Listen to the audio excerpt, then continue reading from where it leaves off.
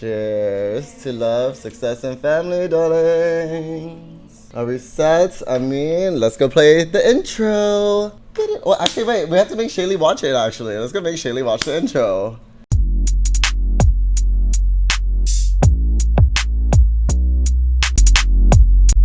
And this is Sean Sapp Says.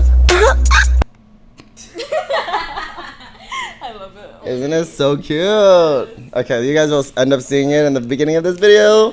And let's get started. Tell us about you, Sean Sapp. Okay, so I don't even know where to begin with myself.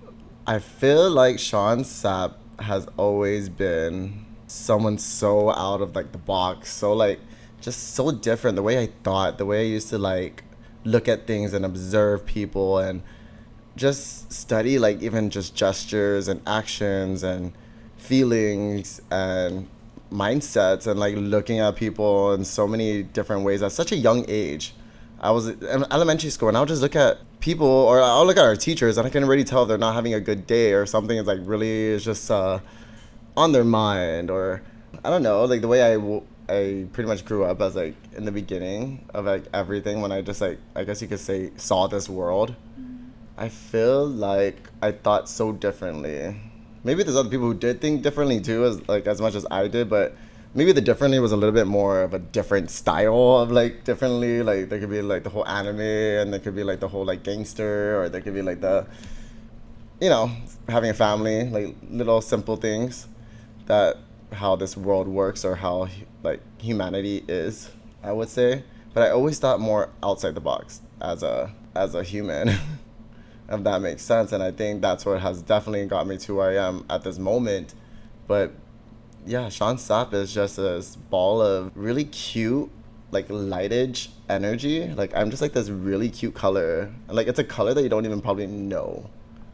But it's just so cute that I just brighten up a lot of places. And I know I do now. And I can admit it and I can actually gain that confidence and actually say that I own my energy, and I get it, and I've heard it from so many people that I can actually like change up a room just like that. But here I am just thinking that I'm just being me and I'm just there and just trying to be funny, but not trying to be funny. I didn't think I'm actually funny. I don't even think I'm funny. Like that's how I think. But then like exactly. Well, maybe Kevin Hart and like Joe Coy and like I think they know they're funny. Well, comedians know they're funny. I mean, yeah, because they're successful in it. Yeah. Okay. Cool. Okay, yeah, that's like that's like talented funny. Mm-hmm. Yeah, but I mean, just like that little part of like not even just being funny, but also to reverse people in ways where, of course, when they're not in such a good mood or they're so sad or I don't know, like I know how to like help people just flip it, and I think that's why, of course, being a hairstylist and also an entrepreneur and owning the salon and meeting different types of people and also hearing a lot of people's stories, hearing rumors, hearing bullshit, just hearing just a lot of things that can affect you also as a young human being, but also as a young entrepreneur. Like, I don't know, you just fall into society. And then when you fall into society, you just kind of it takes over for a little bit, and then you just get caught up in the material world, you get caught up in the labels, you get caught up in like making that money. And I got caught up on it. I don't know, like I just don't, I think this is a whole nother topic that probably we should talk about. Like I don't know where I'm getting off of the topic of Sean Sapp and who Sean Sapp is, but Sean Sapp is just a real chill, cool, comfortable dude to be with, and I will always be that. But then I don't perceive that because I also have to hold up strength, because you know it is a different world out there sometimes, and you have to hold that confidence and that strength, which a lot of people will probably think that is such a asshole kind of standard that you're holding up, or very stuck up, which people call it. But I guess if those people don't understand and they get butthurt by it, like I'm at the phase now where I just don't care. And it took me a while to get to this point because just people pleasing, and Sean Sapp was always a people pleaser. 13 years of running the business, and I was always people pleasing for the longest time. I cared about everything about people thought about me, how they looked at me, or what I've heard about me. And I think that goes for everybody, and it will affect you. But then when you let it affect you, you do fall, and you do end up thinking everything is so important about what people think about you. So then I end up going to church now, trying to show people that I'm such a good boy. I clean my truck in the morning every Sunday kind of thing. Or, I don't know, like, always have to get people, you know, your family food, or always have to, like, I get it, but that shouldn't be all the time now. And if you are someone out there who is doing all of that and actually, you know, has all those responsibilities under you, and, you know, you're just not, of course, you're not out there, you're doing some other things that are how many jobs or whatever you're doing to help survive and, like, help your family, don't stop. I think right now is just your time to just keep going, because Sean Sapp did it, and Sean Sapp will always do it. And if I could do it from where I came from, then, dude, anyone could do it. And that's Sean Sapp, bitch. What was, like, the motivation for you to, like, not really care about what people say about you? What made things change for you? In the beginning of doing the business, I started off small in Chalampago, very small salon. You know, we just rebuilt the salon with just a $10,000 loan. That's Selena, which is my business partner, but also my older sister. She helped me and my mom is also a hairdresser. We opened up the small salon in 2011 when I graduated from high school. Started from there. So when I did that shop, I don't think there was, like, I didn't even think of those things like motivation or anything like that. Like, I was just doing me. I was being young. I was being free. I was being, like, such a hustler, like what people would call it. I was a hustler. And I liked it. Like, it was so fun to not think about what people thought. Of course, I was like, I wasn't making money, but that was the best part. I think I wasn't thinking about the money. And that whole money situation gets so far deep when you do want more. And I get it, and everyone wants to get to that point. Of course, work harder. But also now, it's not about physically working harder. It's all about mental. It's all about emotionally working harder on yourself, too, as well, to be prepared and, like, pretty much suit up. Because you're going into the arena now.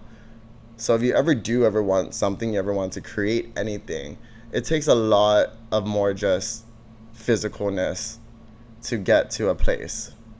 It also takes the mental and the emotional drive as well to even get to your energy level to even want to do things.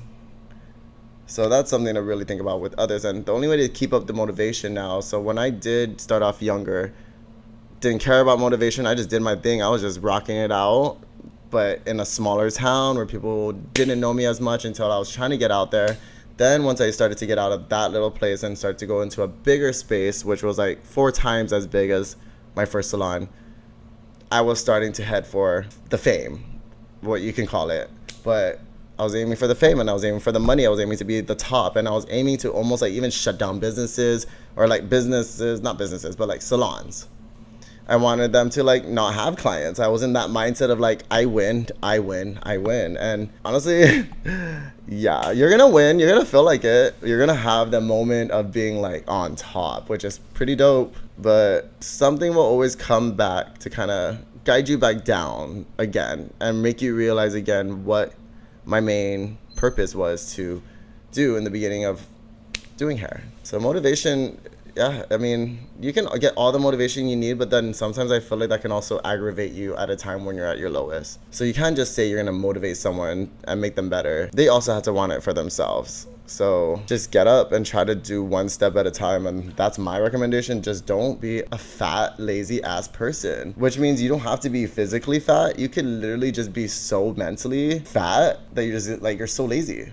And I've seen it in so many people, especially here. Like, I've seen a lot of like petite people, and they're just so lazy.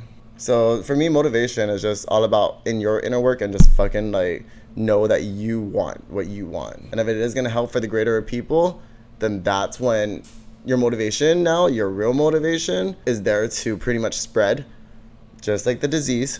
But you could spread motivation to other people in a different way than just to tell them. The only way that you can really help motivate people is if you do your own thing and actually want to get your own thing done. And then people will see, people will watch, and people will just, I don't know, interact with you. And that's when you make connections, and that's the law of attraction. We talked about, like, our opinions or what we think of you, like, starting the podcast. Oh, okay, yeah. Well, what do you think, like, yourself? Like, what do you think right now? Like, do you think, like, this is going Oh, that's a very good question, bitch. Well, there, Rinka. Everyone give a round of applause. Woo! I'm about to replay the cue of that, whatever, right? Okay. So, I mean, what Rinka asked was, so earlier today, I wrote a question up on the board in the back to ask the other girls here. So the question is, what do you think of Sean starting his podcast? What do I think about Sean starting his podcast? I think it will be cute and fun. I know it won't be boring. I think it's good for him because he's been bored for the last few months. I'm actually excited for him because I know he's been missing something in his life, and this is it. I'm excited to see where it takes him to wherever. Stars, the moon, the universe. Good for him. Excited to see. I think it'll be fun.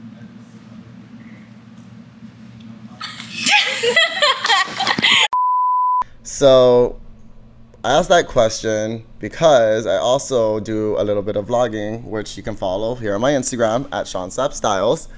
And then you can also follow the YouTube at Sean Sapp Says. So see, I'm getting all new to this. I mean, I have my girls here. They're really helping me out. They're sacrificing their time and their energy. And I'm not gonna waste their time and their energy. Like, this is the beginning of it, and this is why I'm gonna keep going, because now I have a team behind this one now, not just the salon. And I don't know, just even my family too. Like, I'm just not gonna give up, because there's no reason to give up when I do have the knowledge, and now I have like the experience to keep going. So after all that said, to answer Rinka's question, she pretty much reversed the question back to me, asking me what's my opinion, or what do I think about me even starting this. I started it though because something just like made me feel it. I can't even explain it. Like, it was really like guiding me to do this. And if I'm having this confidence to do this in front of a camera, which I did before when I started doing my whole like hair transformations, and then I lost it when I went downhill and, you know, almost went bankrupt, lost the salon, almost just lost myself, and then everyone left us. Like, a lot of just emotions and mentality like went into play at that moment of my life. So from that being what that was to who I am now, and actually like literally feeling this feeling that you can't even like describe. When there's a feeling of like, how did I do that all day? Like, how did I walk this far? How did I, you know, like little things like that. When you get that one bit of energy and it kind of like just does it. Like, it just, you have to do it. That's what it was for me.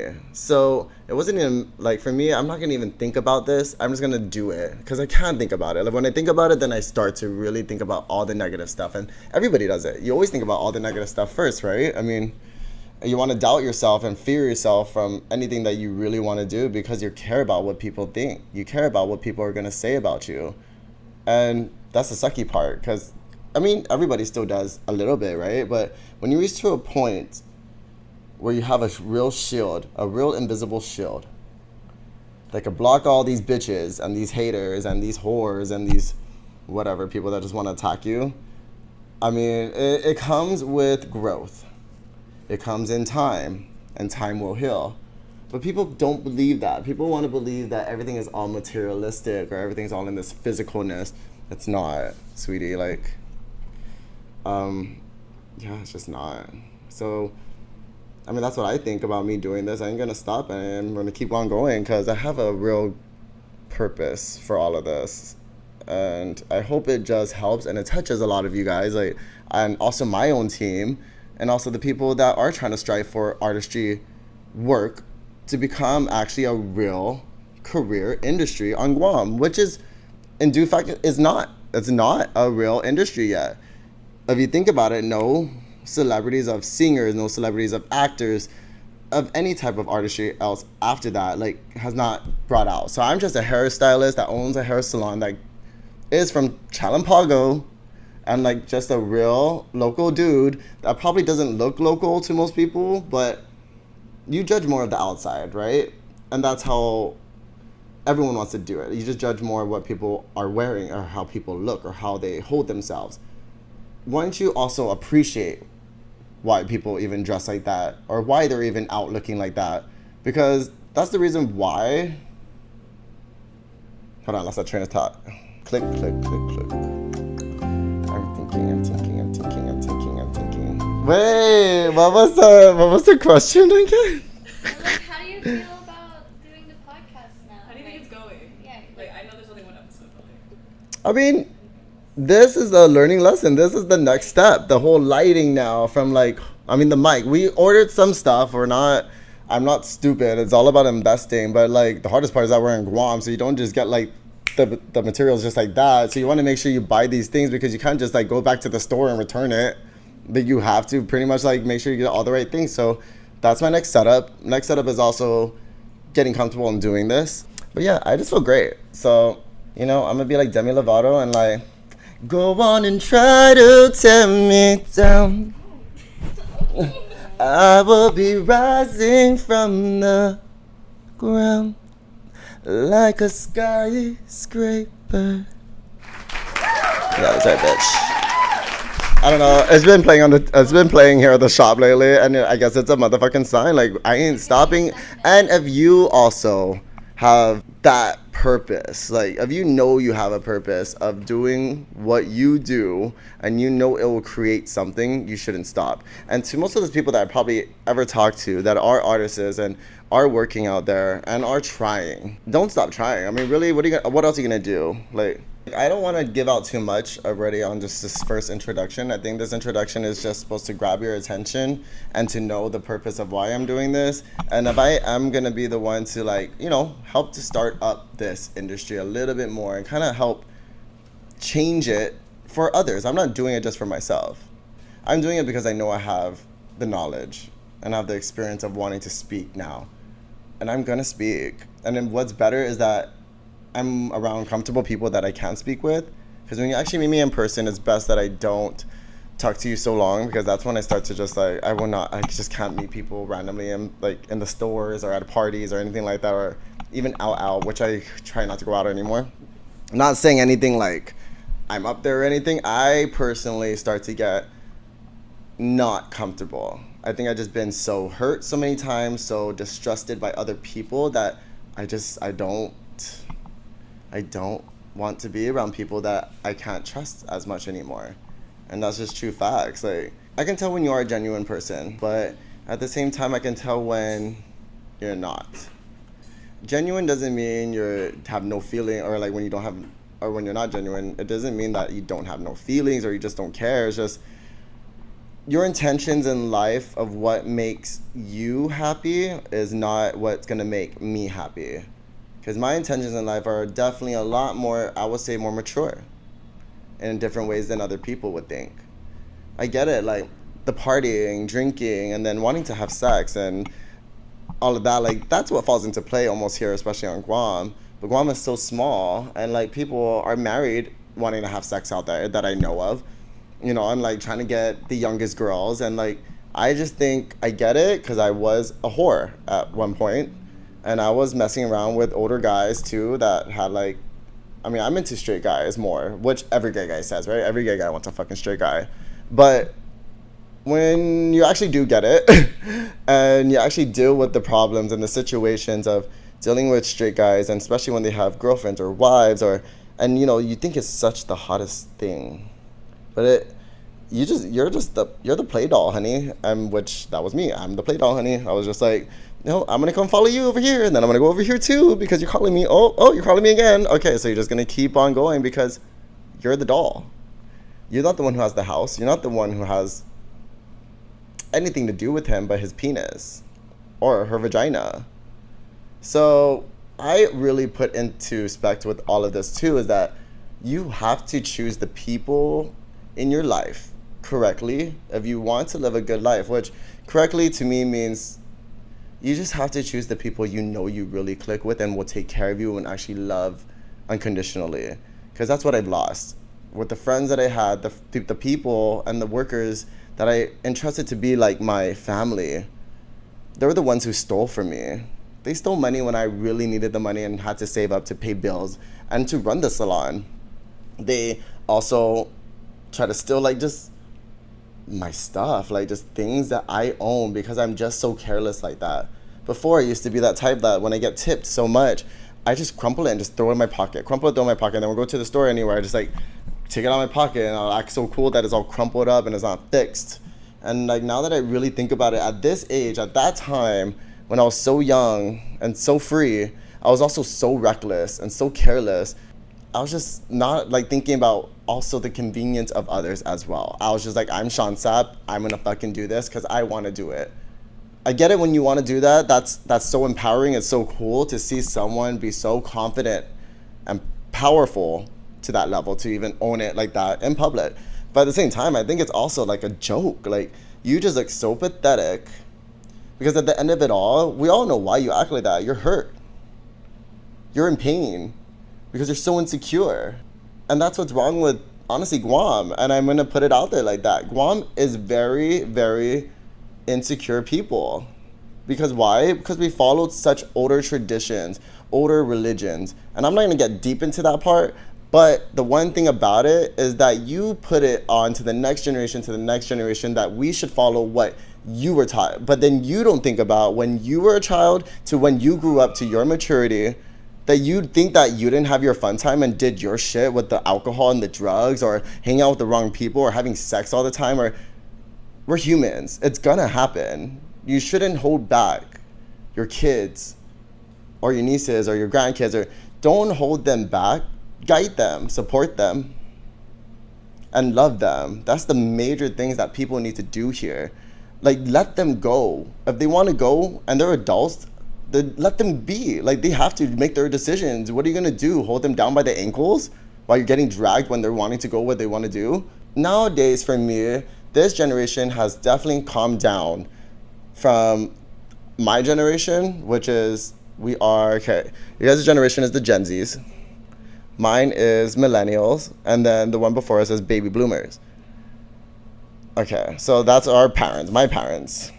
So, like, my parents are baby bloomers. I think they were just so spoiled because the world was at such a comfortable point, I think, at that time where things were just starting to come out, like more music, more of like, you know, like record players, like record players and, you know, all these like little fun gadgets before all of the real technology started coming out. But they were so spoiled, our parents, that I feel like they had that sense of being a family with a white picket fence to live that American life. And then when you end up falling out of love for each other and you do have stepkids or you have kids or, you know, you have actually real responsibilities that are under you and real human beings that are under you, and people get so selfish sometimes that they have not thought about the ones that are watching, the ones that don't have the control because you're a minor. You don't have no right to go and drive. You have no right to go get a job. So yeah, you are dependent on your parents. And it's probably like to say that I'm not so like fond of Guam right now. I'm not saying Guam itself. I'm more of like the people here. You guys that are in this insecure mentality, which honestly, I know you insecure people are gonna be like, I'm not insecure, like I have nothing wrong with me, I have nothing wrong, la bitch. You really need to look again in that mirror and ask yourself, would you like it the way you talk to people, the way you treat people?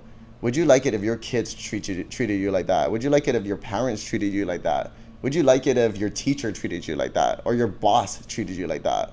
To the people that hurt you, and you want to take it out on the people that unconditionally love you, you're going to do that to those ones that are later on in the future really going to support you and take care of you. You want to put all that hatred on them, and then you want to go out to the clubs and you want to drink and you want to go be friends with everybody else who don't give a fuck about you at all at the end of the night.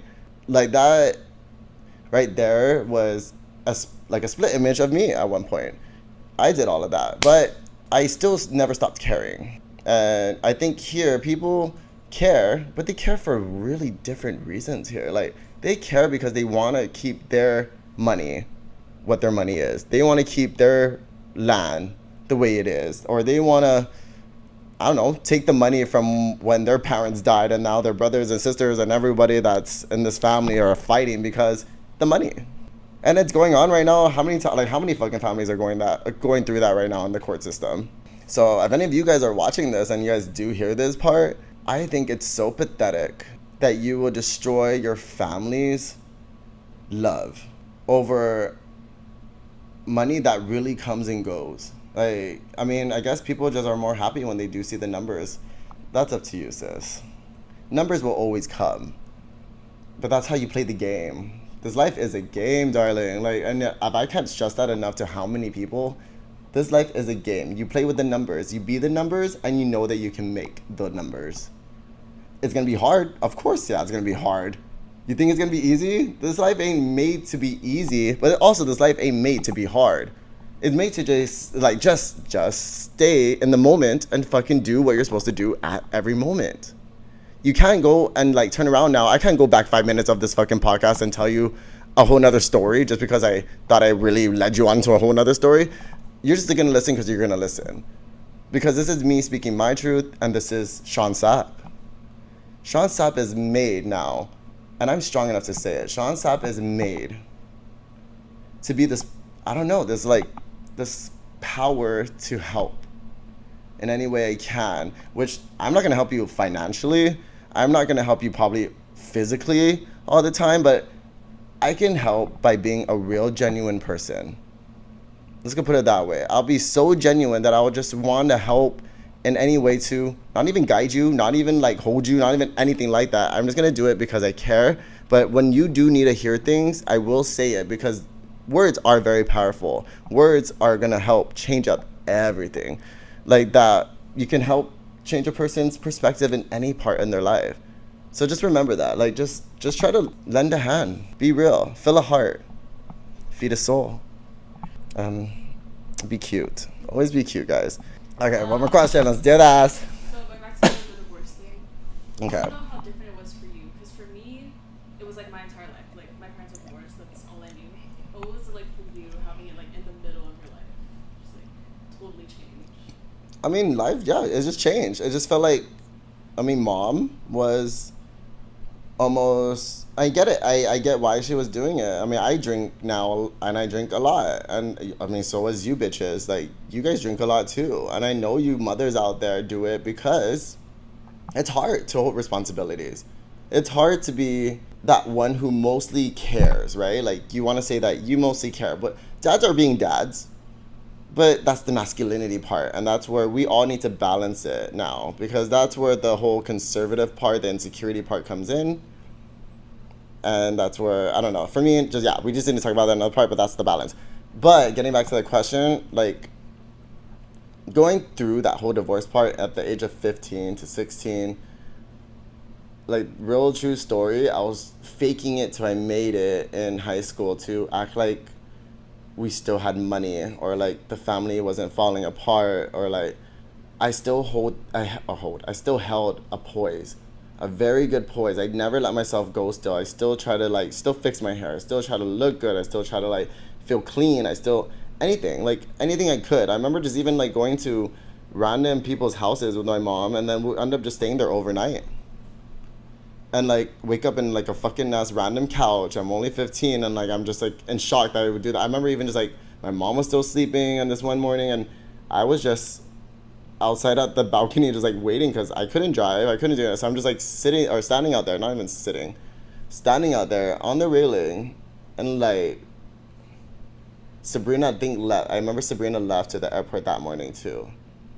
So it was just a real emotional moment. Selena's not there, Sabrina's not there, and then you are with your dad. So everything flipped. Imagine that.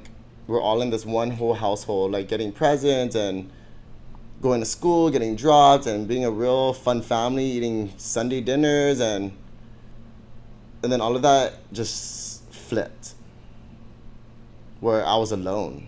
And if any of you guys felt that, I feel it right now, and I can cry about it. But at the same time, I can't cry. I have to be strong enough again to, never go back to that time. Never want to feel that low again, which it's so easy. It's so easy to be at your lowest. You know why? Because it's so easy to be lazy. You know why? It's so easy not to shower. So easy not to get a haircut. But that's what people want to judge you on nowadays, because, oh, you're trying so hard or you're looking too much. It's never good enough for anybody, isn't it? So that's why I hold myself up. And if you ever see me, I hold myself up so strong. And the way I dress is the way I dress. And if you have a problem with it, I don't think you should, because maybe you need to dress a little bit better. And if you love it, thank you. Like, and for the people who don't even have to say anything, you know, I even look at people's outfits or people's, like, I don't know, like their bodies when I go to the gym, or I see like families out with like their mom and dad and like the little kids, and they're so genuinely happy. Like, those are the little things that I look at that are like so admirable to me. So coming from that part of living in that middle part of divorce, it's a scar. Like, of course, before the divorce happened, it was like so many fights happening between my stepdad and my mom. So you would see every other night when they would go out to the clubs, like, it was just like a brawl in the middle of the night, and it was crazy. Very effective for minors. But you know what? There's nothing to complain about, and there's nothing to really be sad about, because yeah, it's supposed to happen. Everything happens for a reason. And I see how different people are for the ones who have grown up in such a very stable family house environment. I get it. It's so nice. It's so comfortable. But those are the people that sometimes I don't get along with the most, because they're not willing to sacrifice to see the bottom of life to help support or be there for the people who have the potential to want to get out of it. And that is probably my goal. Like, I'm here to help in that way, because there is people out there. I know there is some people out there that are just like waiting for some guidance, waiting for something to tell them, waiting for something to just like guide them to know that they're not alone. And if I heard this when I was at that time, and I was to see somebody like this do this here on Guam, especially that, you know, being on Guam, that really helps, because like you really don't feel alone. I just want you to go ahead and just stop thinking for now. Try to just close your eyes real quick. Like, just follow me. This is what I do, guys. I close my eyes, and then I breathe in. And then when I breathe in, I really just like disconnect this like extension cord from my brain to my heart. Like, just disconnect it. And when you do that, everything just drops. And then when you drop, you end up waking back up like you just fell into like a deep pool of water. And then you're just like, now you're coming back up for that air. And that's what I do to like calm down everything, because I have my tragic moments in life, and I have everything that I know as Sean Sapp knows only. And the same as whoever you are, you only know your story. And I'm not here to share my story in such a way where you're gonna get bored or to make you cry. I'm just fucking here because I was led to be here, and I'm gonna do it. And I'm actually so proud and confident with myself that I can fucking do this. And if I can do this, trust me, I think you guys can actually almost do anything. Like, it's pretty fucking cool now that I can do it, and you should just do what you need to do, darling. I think this was a pretty good, opening. I hope to see you guys again. I will be letting you know on the scheduling for our podcasting. We'll be at least on every Saturday. Oh my god, that's just gonna be a lot of work. I think we're gonna probably break it down like a little later, like maybe like every other week, if anything, if it does get too much. But remember, we're just starting this, you guys. This is like a start of a new project, a start of a new salon in my way, like to grow from where I am in the salon now, which is 13 years of owning this damn salon. I'm only 29. I started when I was 17, and I did not stop. Even during the pandemic, I did not stop. I'm not trying to throw no shade to anybody out there. I'm speaking for myself. I'm speaking because it's my podcast. And I'm speaking because it's Sean Sapp motherfucking says. So whatever I say probably should be heard, because it can help. Just saying. And also because I'm part boy and I'm part girl. Like literally, if you really know me, I am half boy and half girl.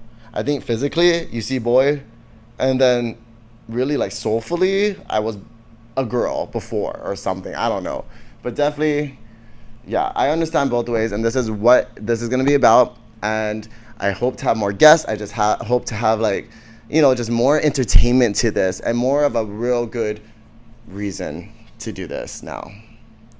And then after that reason, it's going to turn into the season. And after the season, darling, it's going to be a lifetime. So be prepared because we're going to stop. See you guys later. And tune in every Saturday because Shaylee said every Saturday we're going to have our podcast videos up.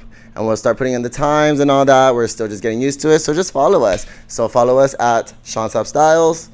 And you can follow us on YouTube at Sean Sapp Says. And if you don't know how to spell Sean Sapp, SeanSapp. Sean Sapp. Yeah, that's it, guys, because I'm getting tired. Bye. That's the scoop, bitches. It's kind of weird just to be by myself doing this. This is going to be a very good, like, just fun time with me. And you guys get to know the real Sean Sapp.